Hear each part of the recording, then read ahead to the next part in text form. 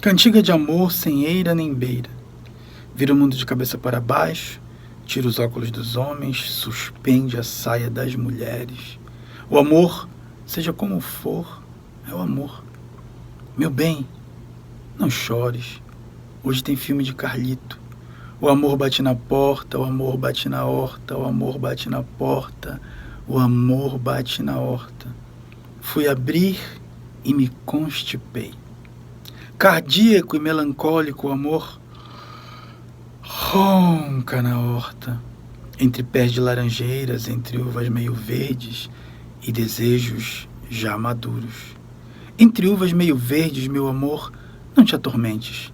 Certos ácidos adoçam a boca murcha dos velhos. E quando os braços não prendem, e quando os dentes não mordem, o amor faz uma cócega, propõe uma geometria. Amor é bicho instruído. Olha, o amor pulou o muro, o amor subiu na árvore, em tempo de se estrepar. Pronto, o amor se estrepou. Daqui estou vendo o sangue escorrer no corpo andrógeno. Essa ferida, meu bem, às vezes sara nunca, às vezes sara amanhã. Daqui estou vendo o amor irritado, desapontado, mas também vejo outras coisas. Vejo corpos, vejo almas, vejo bocas que se beijam, ouço mãos que se conversam e que viajam sem mapa. Vejo muitas outras coisas, mas não ouso compreender. E aí, pessoal, tudo bem com vocês? Venho aqui para mais uma aula, essa já é uma das últimas, o nosso curso já vai se terminando. E nessa aula a gente vai fazer um pouco diferente, vai ser uma aula menos teórica, com menos argumentações, com menos avaliação sobre poema, com menos análise. Vai ser mais uma festa da poesia. Eu vou apresentar para vocês alguns poemas, vou falar sempre brevemente dos poetas, porque senão a aula vai ficar muito longa. Eu quero trazer alguns poetas para vocês, falar sempre brevemente dos poetas, mas trazer os poemas dos poetas, que é o que mais interessa, na verdade. Então, os poetas que eu vou apresentar, a maioria, acho que todos, são do século XX. Então, quando não forem brasileiros, eu vou falar para vocês. Nós começamos a abrir a aula com um poema de Carlos Drummond de Andrade, e que Carlos Drummond de Andrade é um dos meus poetas preferidos no Brasil, é o meu poeta preferido e um dos meus poetas preferidos no mundo. Poeta mineiro. Lá eu começando já a falar a biografia, depois vou começar a querer comentar a obra. Não vou fazer isso hoje. Drummond é de Itabira, é mineiro, e é um poeta brasileiro formidável. E tá bom, vamos falar um poema dele então, que é melhor. Amar o perdido deixa confundido este coração. Nada pode o ouvido contra o sem sentido apelo do não. As coisas tangíveis tornam-se insensíveis à palma da mão. Mas as coisas findas, muito mais que lindas, essas ficarão. Agora vamos de Manuel Bandeira, o grande libertino, o autor de Libertinagem. Manuel Bandeira, que faz uma poesia que sempre nos remete à maior ternura da infância. Vejamos o poema Irene no Céu. Irene preta, Irene boa, Irene sempre de bom humor. Imagino Irene entrando no céu. Licença, meu branco, e São Pedro, bonachão. Entra, Irene, você não precisa pedir licença. Agora eu vou falar mais um admirável poema de Manuel Bandeira, Velha Chácara.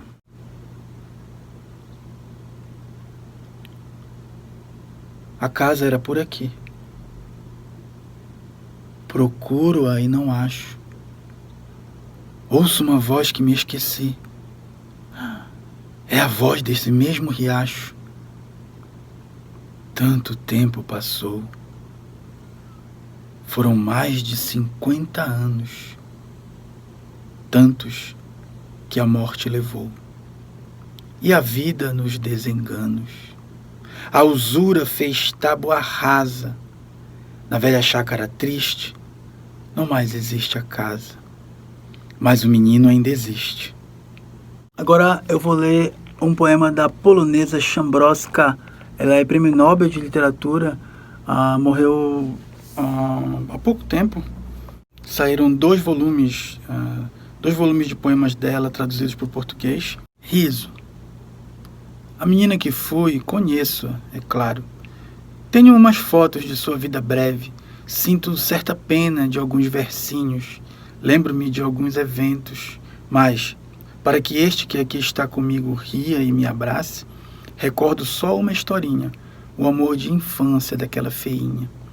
Conto como se apaixonou por um estudante, quer dizer, queria que ele a olhasse. Conto como correu em sua direção com uma bandagem na testa sã, para que, pelo menos perguntasse o que aconteceu. Criança engraçada, como podia saber que até o desespero traz vantagens, se por sorte se vive mais tempo. Dar-lhe-ia um dinheirinho para um doce, um cinema. Vá, não tenho tempo. Pois de certo você percebe, a luz está apagada.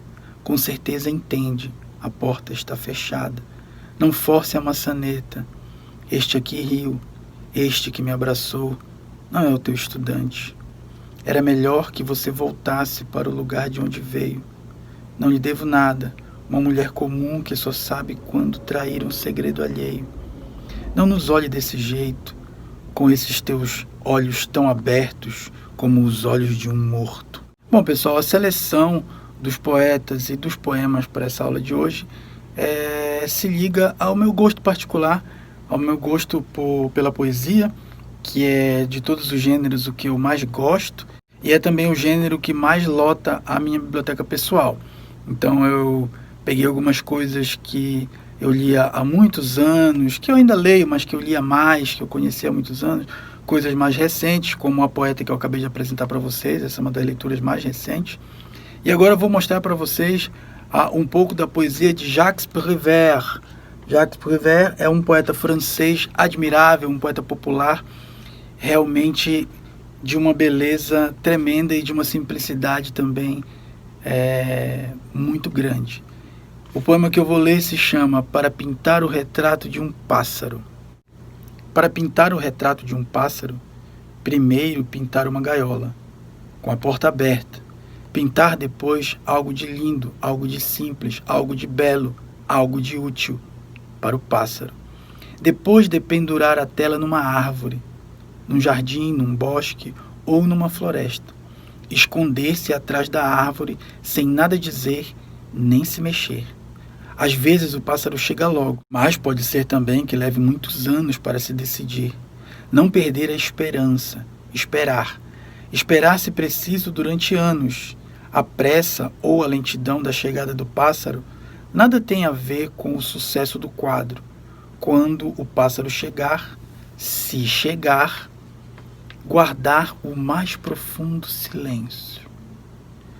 Esperar que o pássaro entre na gaiola e, quando já estiver lá dentro, fechar lentamente a porta com o pincel. Depois, apagar uma a uma todas as grades, tendo o cuidado de não tocar numa única pena do pássaro. Fazer depois o desenho da árvore, escolhendo o mais belo galho para o pássaro. Pintar também a folhagem verde e a frescura do vento, a poeira do sol e o barulho dos insetos pelo capim no calor do verão. E depois esperar que o pássaro queira cantar. Se o pássaro não cantar, mau sinal. Sinal de que o quadro é ruim. Mas se cantar, bom sinal. Sinal de que pode assiná-lo. Então você arranca delicadamente uma das penas do pássaro e escreve seu nome num canto do quadro. Eu espero que vocês estejam gostando desse passeio pela poesia. Agora eu vou falar sonetos de um poeta, um dos meus poetas brasileiros preferidos, logo depois de Carlos Drummond, Augusto dos Anjos, um poeta da dor, um poeta do sofrimento, um poeta que não deixa de fora nunca da sua poesia a tragédia humana, sem a qual a vida parece não fazer sentido, parece que para que a gente sinta algum tipo daquilo que chamam felicidade, a gente precise sim muito de experimentar a dor e o sofrimento. Não é à toa que Augusto dos Anjos é um dos poetas brasileiros mais lidos na atualidade. E olha que se lê muito pouca poesia. Vamos aos sonetos de Augusto dos Anjos. Eu, filho do carbono e do amoníaco, monstro de escuridão e rutilância, sofro desde a epigênese de minha infância a influência má dos signos do zodíaco.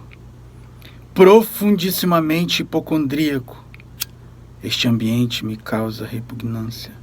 Sobe-me à boca uma ânsia análoga à ânsia que se escapa da boca de um cardíaco. Já o verme, esse operário das ruínas que o sangue podre das carnificinas come, e a vida em geral declara guerra, vive a espreitar meus olhos para roê-los, e há de deixar-me apenas os cabelos na frialdade inorgânica da terra. Tome, doutor, esta tesoura e corte minha singularíssima pessoa. Que importa a mim que a bicharia roa todo o meu coração depois da morte? Ah, um urubu pousou na minha sorte. Também das diatomáceas da lagoa, a criptogama cápsula se esbroa ao contato de bronca destra forte. Dissolva-se, portanto, minha vida, igualmente a uma célula caída na aberração de um óvulo infecundo. Mas o agregado abstrato das saudades fique batendo nas perpétuas grades do último verso que eu fizer no mundo. Vês, ninguém assistiu ao formidável enterro da tua última quimera.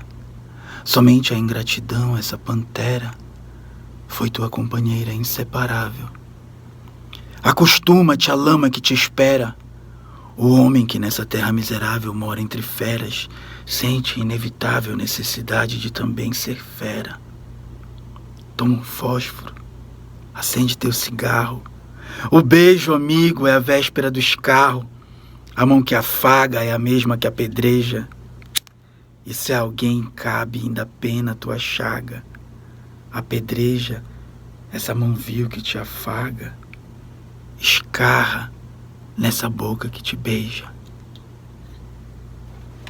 Muito bem, saindo do Brasil, deixando a poesia sombria de Augusto dos Anjos e embarcando para a Itália, vamos conhecer um poema de Trilussa. Trilussa é um poeta muito pouco conhecido no Brasil. Essa é uma tradução do Paulo Duarte, e é um poeta da fábula. Ele sempre usa os animais nos seus poemas para contar histórias sobre os homens. Então eu vou contar para vocês, vou falar para vocês o poema A Propriedade. Pintou o céu o arco-íris, a borrasca passara. A tartaruga, de saída ao vento forte, vira-se na casca. Oh, que azar! E é assim a vida. Agora mesmo eu era titular de um teto sólido, e eis-me aqui, perdida, de patas para o ar. Uma rã, que assistiu ao incidente, diz com sarcástico desdém: vê o que é ser-se escravo do que tem? A gente, na realidade, quando nada de seu possui, no fundo anda despreocupado.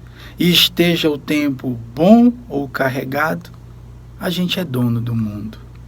Agora, voltando para o Brasil, vou falar um pouco sobre o samurai, o poeta samurai Paulo Leminski, o grande Paulo Leminski, poeta de poemas epigrâmicos, poemas curtos, poemas lancinantes, poemas divertidíssimos, cheios de uma rica ironia. E eu vou falar, como são muito curtos, eu vou falar 3 poemas do Paulo Leminski. Vamos lá. Minhas 7 quedas. Minha primeira queda não abriu paraquedas. Daí passei como uma pedra para minha segunda queda. Da segunda à terceira queda foi um pulo que é uma seda. Nisso, uma quinta queda pega a quarta e arremeda. Na sexta, continuei caindo. Agora, com licença, mais um abismo vem vindo. Aqui, nesta pedra, alguém sentou olhando o mar.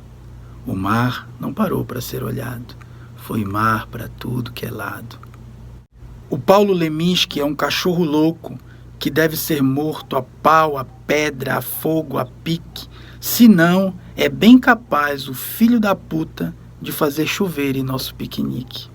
Bom, agora estamos entrando na reta final dessa aula e eu vou apresentar para vocês uma poeta que eu amo demais, norte-americana, Emily Dickinson. Aqui tem alguns poemas dela. Eu vou ler 2 poemas. Aqui uma fotografia da Emily Dickinson, uma poeta revolucionária para sua época, em que nem era aceito que as mulheres escrevessem poesia. Portanto, os poemas dela ficaram escondidos e só foram publicados póstumamente quando foram descobertos. O sucesso é mais doce a quem nunca sucede. A compreensão do néctar requer severa sede. Ninguém da hoste ignara que hoje desfila em glória pode entender a clara derrota da vitória. Como esse moribundo, em cujo ouvido o escasso eco oco do triunfo passa como um fracasso. Nossa porção de noite, nossa porção de glória, nossa ausência de amor, nossa ausência de agrura. Uma estrela, outra estrela que se extravia, uma névoa, outra névoa, depois o dia. Bom, espero que vocês tenham gostado dessa aula sobre esses poetas formidáveis e vou terminar com um poeta brasileiro considerado paraense. Ele nasceu no Piauí, mas viveu boa parte da vida em Belém. Mário Faustino. O poema se chama Romance. Para as festas da agonia, vi-te chegar como havia sonhado já que chegasses. Vinha teu vulto tão belo em teu cavalo amarelo, anjo meu, que, se me amasses, em teu cavalo eu partira, sem saudade, pena ou ira. Teu cavalo que amarraras ao tronco de minha glória, e pastava-me a memória. Fenos de ouro, gramas raras, era tão cálido o peito angélico onde meu leito me deixaste então fazer, que pude esquecer a cor dos olhos da vida e a dor que o sono vinha trazer.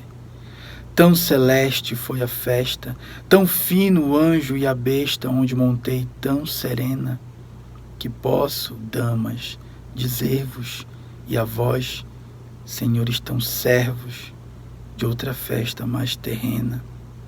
Não morri de mala sorte, morri de amor pela morte.